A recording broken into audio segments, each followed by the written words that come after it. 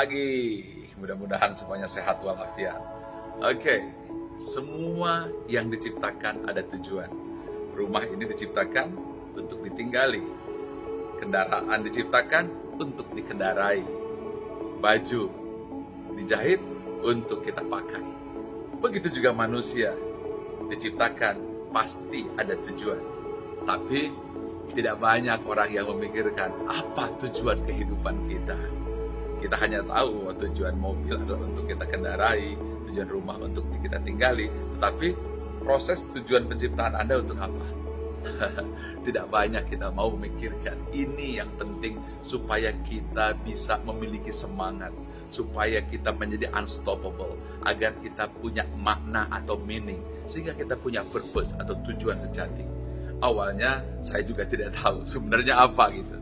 Saya menjadi seorang dosen berprofesi lebih kurang 7 tahun sebagai pegawai negeri dari tahun 1988 lah saat itu. Dan kemudian saya merasa rasanya setelah 7 tahun ini kok kurang gitu. Saya mikir bahwa hidup itu bukan hanya untuk makan atau untuk sekedar dapat pensiun. Saya kira hidup adalah untuk jadi orang kaya gitu. Dan lalu saya berhenti jadi dosen dan saya mulailah menjadi pedagang celana jeans, memberanikan diri hanya dengan satu toko. Cita-cita saya sangat sederhana, cukup Rp50.000 sehari, saya rasanya sudah jadi orang kaya.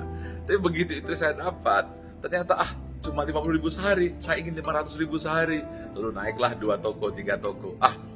Itu juga masih belum cukup, sampai 7 toko, saya ingin 5 juta sehari. Itu tidak cukup, saya jadi penjual handphone pertama di Bali. Ribuan handphone saya jual. Tapi saat itu pun kalau duit so what gitu loh. Apa yang kurang? Saya harus eksis. Dan akhirnya di usia muda saya beli mobil-mobil mewah yang saat itu orang belum miliki. Dan dengan gagah saya tunjukkan rasanya saya eksis. Saya mencari pujian ke sana sini, hobinya silaturahim. Tujuannya hanyalah untuk memamerkan diri. Akhirnya apa yang terjadi di tahun 1998, semuanya rontok, semuanya habis. Di situ saya mulai merenung, saya berpikir dalam, sebenarnya hidup itu apa? Tujuan hidup itu untuk apa? 3 pertanyaan yang selama ini saya tidak menjawab. Siapa saya, di mana saya, mau kemana saya? Dalam perenungan itu saya menulis buku namanya ESQ. Dalam perenungan itu pagi, siang, sore, malam, saya mencari jawaban untuk apa saya hidup di muka bumi. Alhamdulillah, saya menemukan passion saya menemukan misi kehidupan saya, dan saya menemukan untuk apa saya hidup di muka bumi.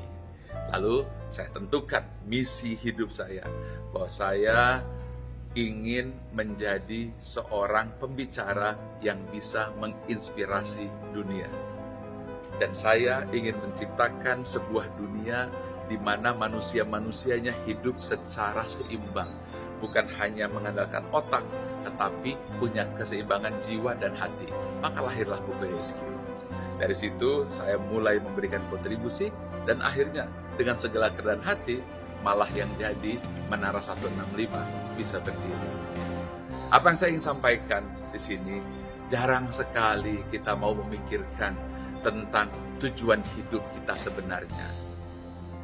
Mereka, para orang-orang yang berhasil dan jaya, adalah mereka yang pernah mau meluangkan waktu untuk memikirkan sebenarnya apa misi kehidupan dia yang sesungguhnya.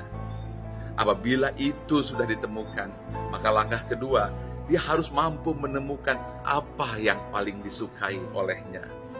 Kalau itu sudah ditemukan, maka dia pun harus mampu menentukan apa kelebihannya. Contoh, saya menyukai mengajar. Saya menyukai berkontribusi memberi ilmu, dibayar atau tidak dibayar. Dan saya memiliki kelebihan selalu tersenyum positif.